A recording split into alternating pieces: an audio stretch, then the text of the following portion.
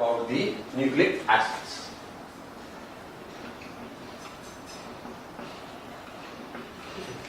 वैसे तो ये बायोलॉजी का टॉपिक है आप लोगों का, लेकिन जो है बहरहाल केमिस्ट्री में भी इसके क्वेश्चंस पूछ लिए जाते हैं IIT JEE वगैरह एग्जाम्स में, तो इसको दो पार्ट में डिवाइड कर देते हैं, डीएनए और आरएनए। डीएनए मतलब deoxy ribo nucleic acid, RNA मतलब राइबो न्यूक्लिक एसिड। ठीक है, तो कोई भी जो आपका डीएनए या आरएनए है ये पॉलीमर होता है, nucleic acid is polymer of nucleotide. ठीक है, ये आपके न्यूक्लियोटाइड के पॉलीमर होते हैं। और एक न्यूक्लियोटाइड जो है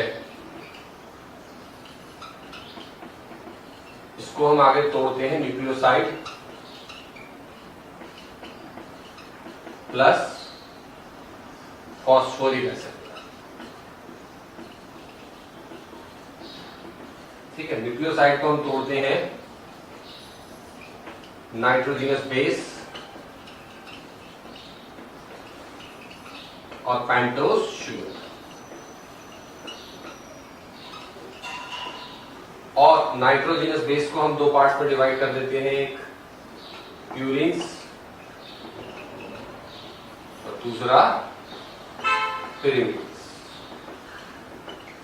ठीक है, इसमें आपके ए एडेनिन और टी आते हैं।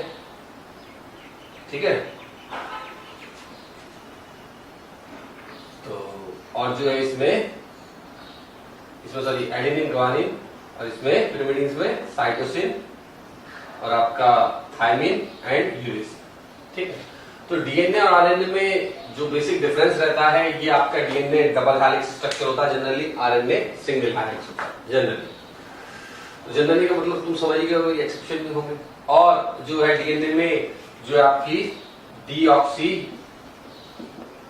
राइबो शुगर होती है, ठीक है, इसमें आपकी राइबो शुगर, और दोनों में नाइट्रोजनस बेस का डिफरेंस होता है, इसमें आपकी एडेनिन, ठीक है, और जो है थायमिन, और जो है यहां पर सी और ई जी प्रेजेंट।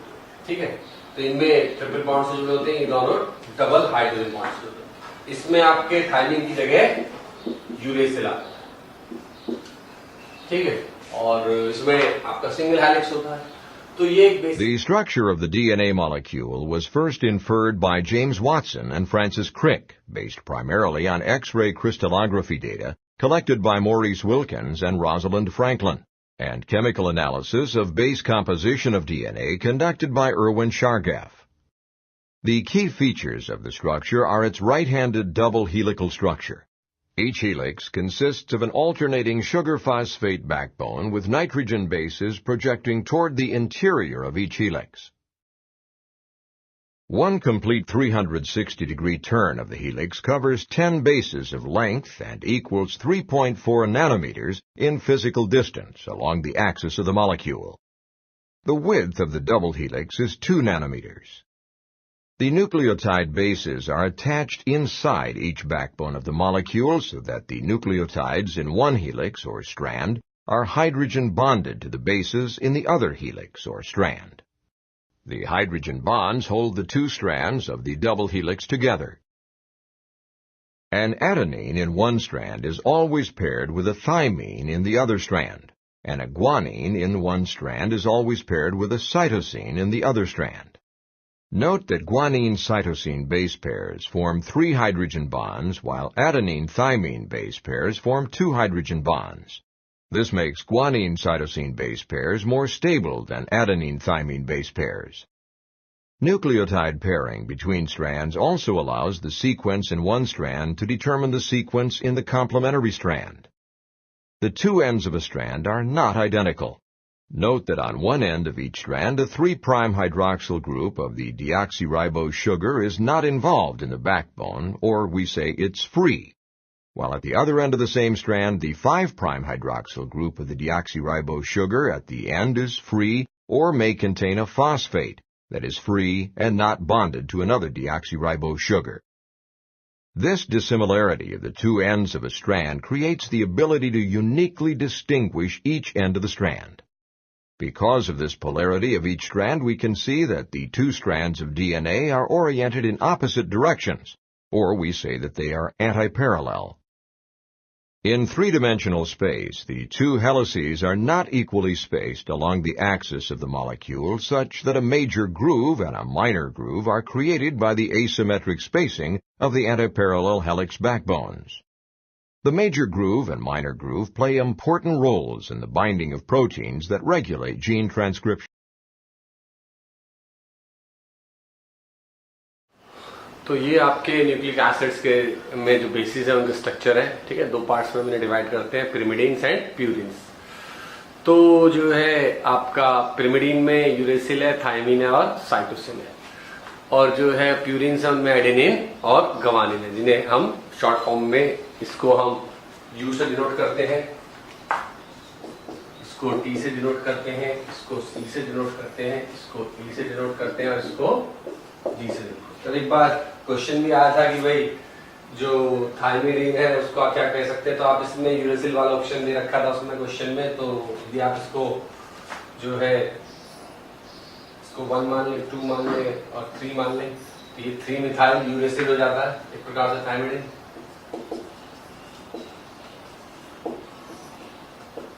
इस तरीके का ऑप्शन का एक क्वेश्चन एक बार IIT में पूछा जा चुका है। तो आप लोग ध्यान रखिएगा इनके स्ट्रक्चर्स, क्योंकि केमिस्ट्री में तो केमिकल स्ट्रक्चर।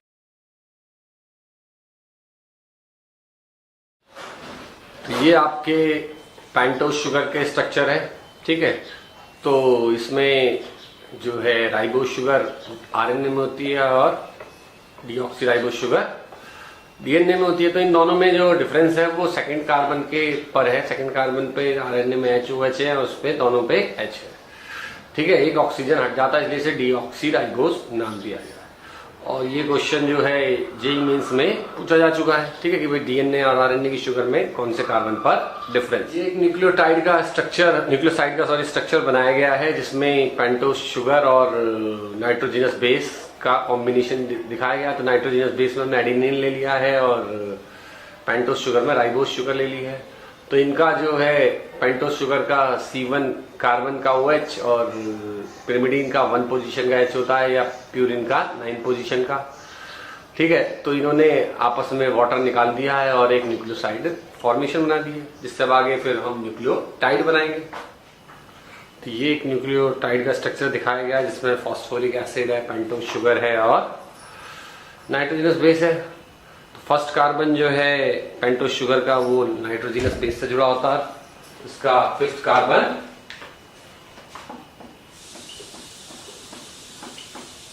से जो है आपका फॉस्फोरिक एसिड से जुड़ा होता है। तो अक्सर यही सब क्वेश्चंस पूछ लिए जाते हैं।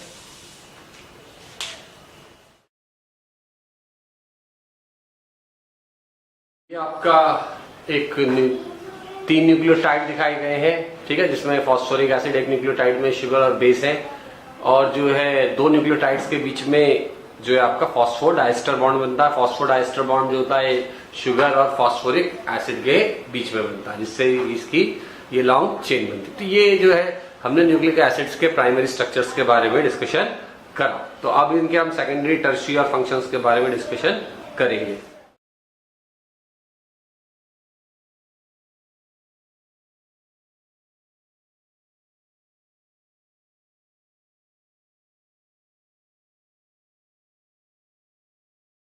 के अब हम सेकेंडरी स्ट्रक्चर के बारे में डिस्कशन करेंगे।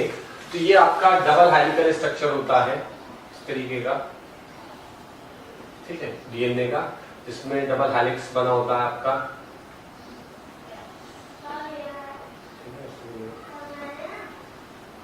और ये इस तरीके से यहाँ पर A T से जुड़ा होता है, जिनके बीच में 2 हाइड्रोजन बॉन्ड होते हैं, C G के, जिनके बीच में 3 हाइड्रोजन बॉन्ड होते हैं। ठीक है, और ये पेंटोज शुगर से जुड़े होते हैं,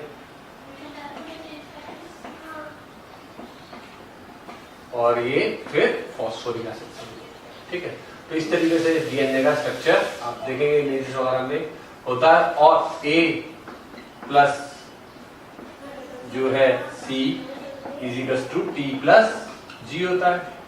ठीक है, या आप कह सकते हो A is equals to T होता है, C is equals to G होता है, क्योंकि इन्हीं में आपस में हाइड्रोजन बॉन्डिंग होती है। तो डीएनए में के मतलब ये चार्गाफ रूल भी था आपका। ठीक है, इस पर क्वेश्चन बन जाते हैं काफी अच्छे अच्छे। और जो डीएनए है आपका, ठीक है, उसके सेकेंडरी स्ट्रक्चर से ही मतलब जेनेटिक्स को पूरी कंट्रोल करता है। ठीक है ना, डीएनए के दो इंपॉर्टेंट फंक्शन है,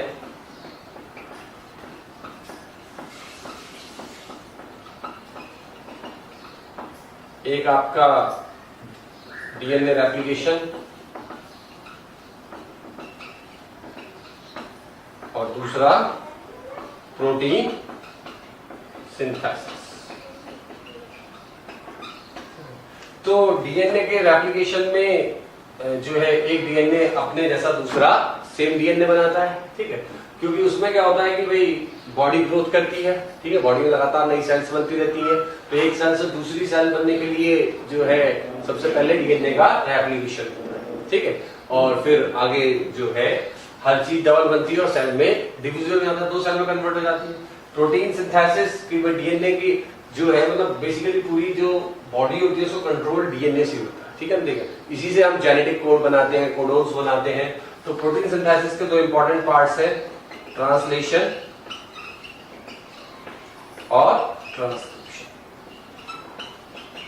तो डीएनए जो है मतलब ये न्यूक्लियस के अंदर होता है, तो ये वहां पर अपने से पैरेलल एक एमआरएनए बनाता है। एमआरएनए जो है वो आगे जाकर एमिनो एसिड्स की, ठीक है, एमिनो एसिड्स की टीआरएनए के साथ जोड़कर प्रोटीन्स बनाता है, एमिनो एसिड्स की चेन बनाता है जो प्रोटीन्स में कन्वर्ट होती है। तो हमारी बॉडी में जो प्रोटीन सिंथेसिस है और डीएनए रेप्लिकेशन है, ये सब डीएनए के मेन फंक्शंस हैं। तो डीएनए ही बॉडी को कंट्रोल करता है। ठीक है, और एक लिविंग बीइंग से दूसरा लिविंग बीइंग, ठीक है, पेरेंट्स से जो है आपका बच्चों में डीएनए जाता है, एक फादर का होता है, उनमें एक मदर का डीएनए का स्ट्रैंड होता है।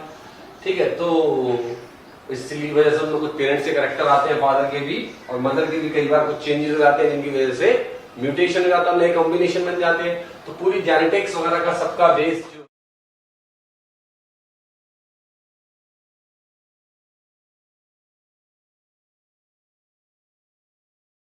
of asexual reproduction is the ability of cells to make identical copies of their DNA before cell division occurs. Prokaryotic cells that reproduce by binary fission rely on the fast, accurate process of DNA replication to ensure future generations of cells will have the same genetic instructions as the parent cell. The structure of DNA aids in the speed and accuracy of replication. Double-stranded DNA is a polymer of two strands of nucleotides which are hydrogen bonded to each other to form a double helix. Nucleotides are molecules that consist of a deoxyribose sugar, a phosphate, and one of 4 nitrogenous bases. The phosphodiester backbones consist of alternating sugar and phosphate groups. The nitrogenous bases include cytosine, thymine, adenine, and guanine. Cytosine forms 3 hydrogen bonds with guanine, and thymine forms 2 hydrogen bonds with adenine. This is referred to as complementary base pairing. The double helix will have one strand oriented in a 5' to 3' direction relative to the hydroxyl group of the deoxyribose sugar, and the other strand oriented in a 3' to 5' direction. This shows the anti-parallel nature of the DNA strands. The complementary base pairing in the structure of DNA allows replication to be executed in a semi-conservative manner.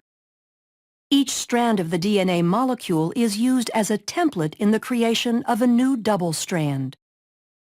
Replication begins with double-stranded DNA being separated, and each original strand, called a parent strand, is used as a template for the complementary base pairing of nucleotides to make two new molecules. DNA replication occurs in the 5' to 3' direction, adding new nucleotides to the 3' end of the newly forming strand.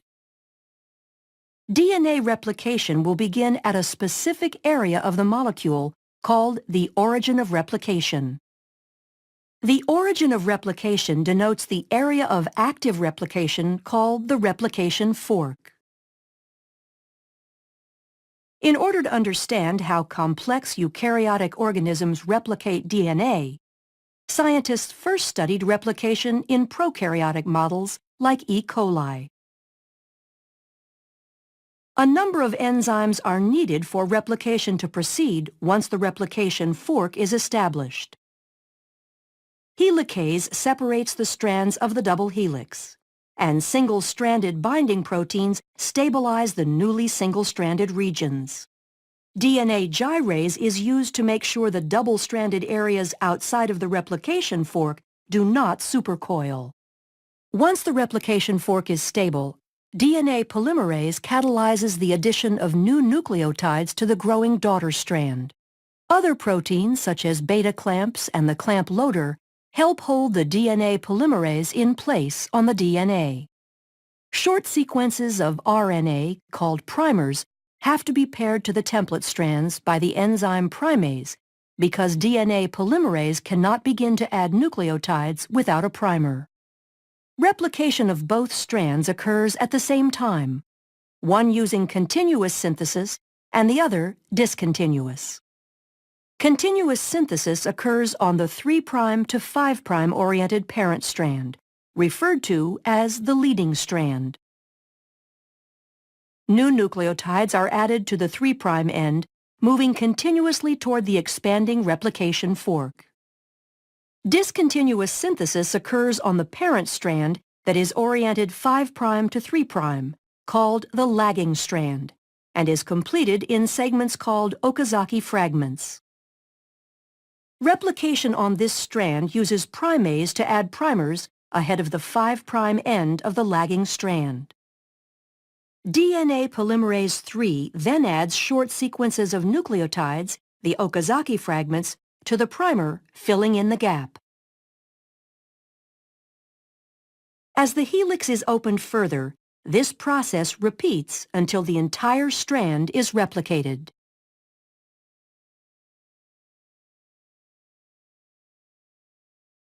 DNA polymerase I replaces the RNA primers with DNA nucleotides, and DNA ligase is used to ensure bonding between the fragments and the replaced nucleotides.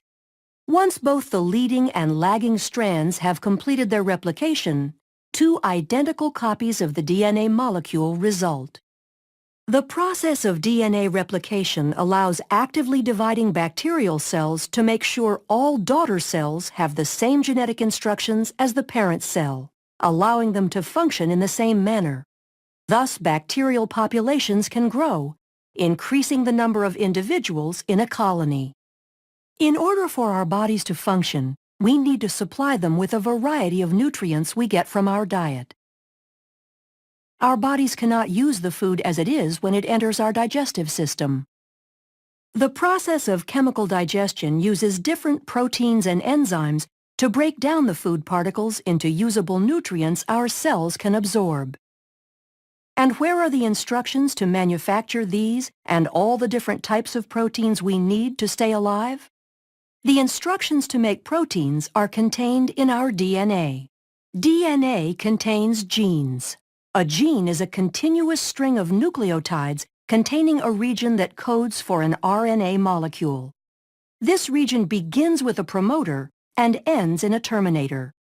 Genes also contain regulatory sequences that can be found near the promoter or at a more distant location. For some genes, the encoded RNA is used to synthesize a protein in a process called gene expression. For these genes, expression can be divided into two processes, transcription and translation. In eukaryotic cells, transcription occurs in the nucleus, where DNA is used as a template to make messenger RNA. Then in translation, which occurs in the cytoplasm of the cell, the information contained in the messenger RNA is used to make a polypeptide.